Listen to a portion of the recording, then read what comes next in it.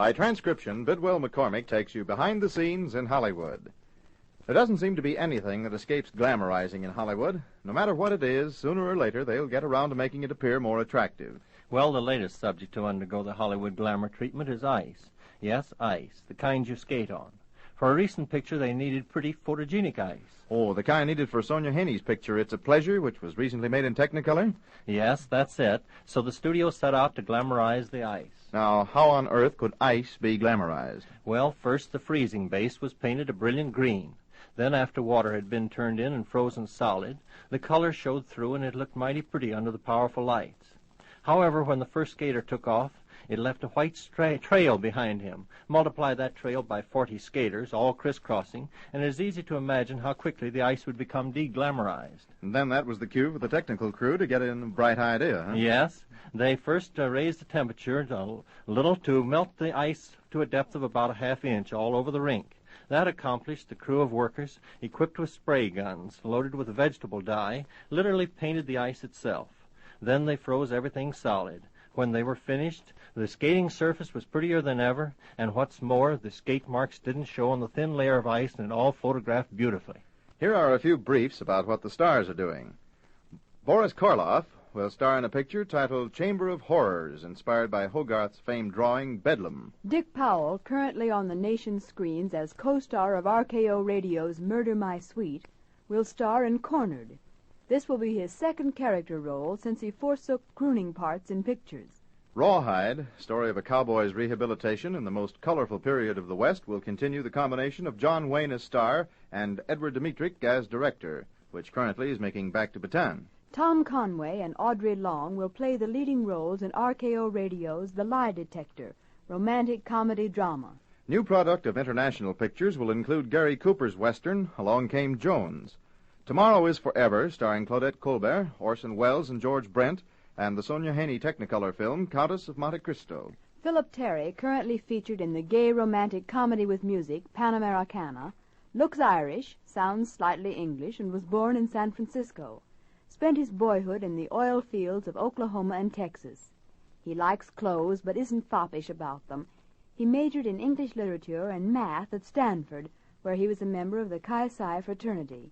He made good grades without studying too hard, and became interested in acting through campus theatricals. Philip Terry is courteous and a little shy around strangers, slow to make friends, but responsive and warm once he feels he knows people. Climbing ladders bothers him because height makes him nervous. And yet, oddly enough, he's a licensed pilot and a good one.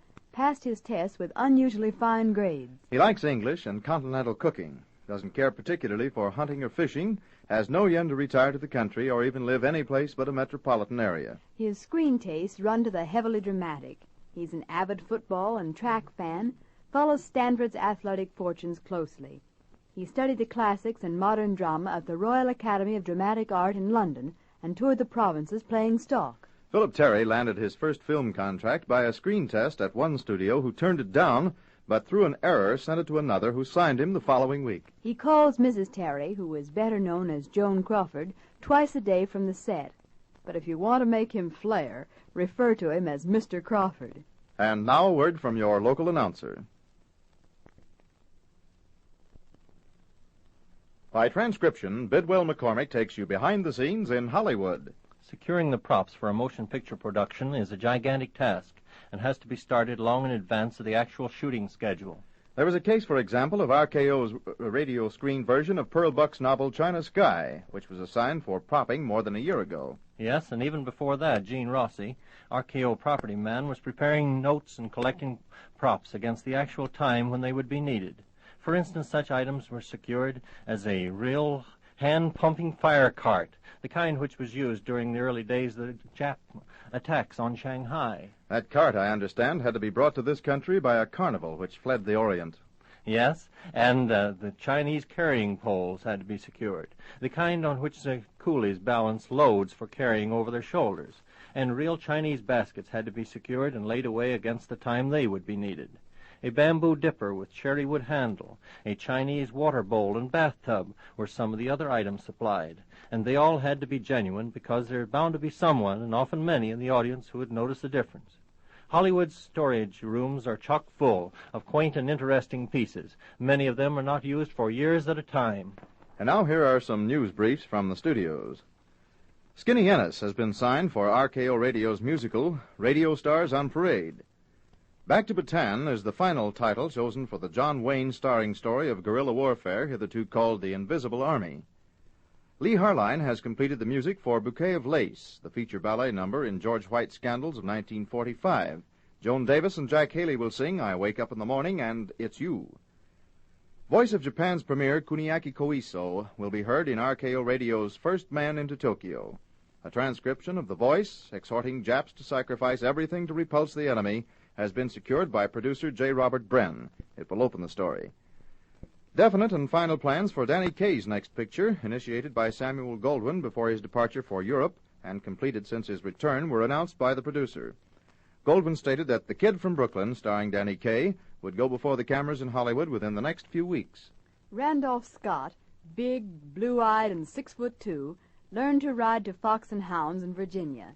He's had a lot of adventures in sports, such as clinging for hours to an overturned sailing boat in shark-infested waters near the Bahamas, but he modestly says, "Of course, I'm not the adventurous type in private life."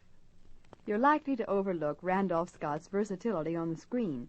He's probably at his best in roles such as that of the love-muddled doctor in Pearl Buck's China Sky, a romance in which he overlooks the charms of Dr. Ruth Warwick at first, though she's right at his side in a remote China village, and he falls for Ellen Drew in far-off America.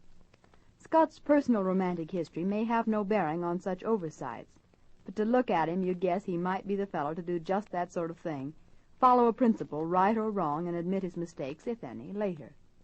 Observers of Randy's private life in Hollywood point out that outside of his working hours, he's living the life of a Southern gentleman, just as though he'd stayed in Virginia. He even had a plantation in San Diego County for a while, but sold it when labor couldn't be obtained to run it. He now lives on a big beach mansion which Norma Talmadge formerly owned. Scott takes an early morning swim in the ocean, regardless of season or weather, finds time for a lot of golf with his friends Cary Grant and Fred Astaire. His domestic life is happy. He's now married to pretty, youthful Patricia Stillman of San Francisco. Randolph Scott is very democratic in his tastes in literature, art, and in the people he likes.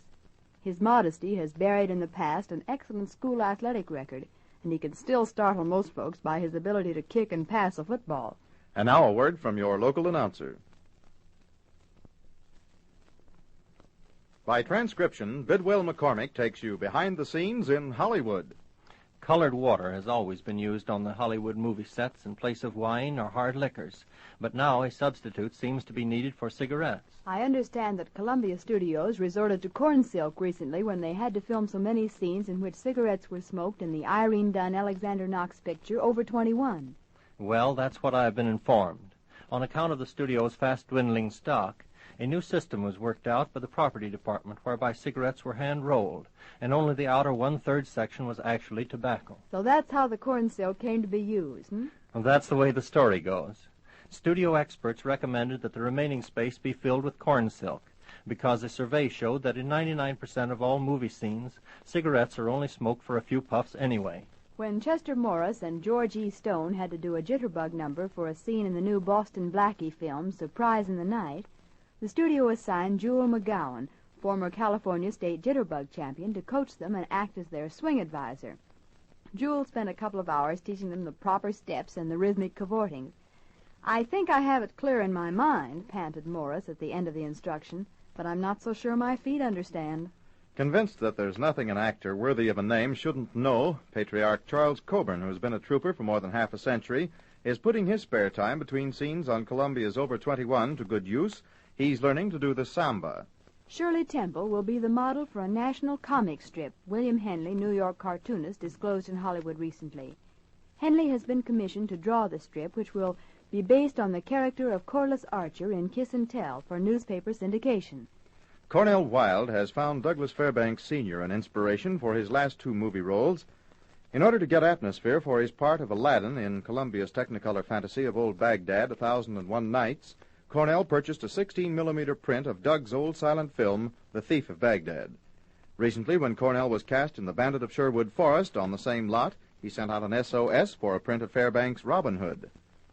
Born in New York City, October 13, 1915, Cornell Wilde crossed the Atlantic a year later with his family when his father was called home to Budapest to join his regiment as a captain during World War I. In the revolution which subsequently ravaged Hungary, Cornell remembers a harrowing ride in a horse-drawn cart bound for a refuge in Budapest. Soon afterward, in 1920, Captain Wilde managed to obtain passports to return to his family in the United States under the immigration quota. Cornell advanced through grade school, New York Townsend Harris Hall High School to Columbia University, and thence to City College for pre-medical course, finishing the 3-year curriculum in 2 and winning a scholarship in the College of Physicians and Surgeons at Columbia University. But his career in medicine faded as he became active in the Theodore Irvin School of the Theater. He gave up his scholarship to join a stock company at Segerties, New York. Next came Moon Over Mulberry Street. When the company went on tour, Cornell dropped out to go into a theater guild production, Love Is Not So Simple, in which he played opposite Ina Claire. An engagement in Romeo and Juliet brought him to Hollywood, where he went to work for Warner Brothers, after which he went on contract to 20th Century Fox, with which company his contract is now shared by Columbia. Cornell Wilde will shortly be seen in 1001 Nights and The Bandit of Sherwood Forest. And now a word from your local announcer.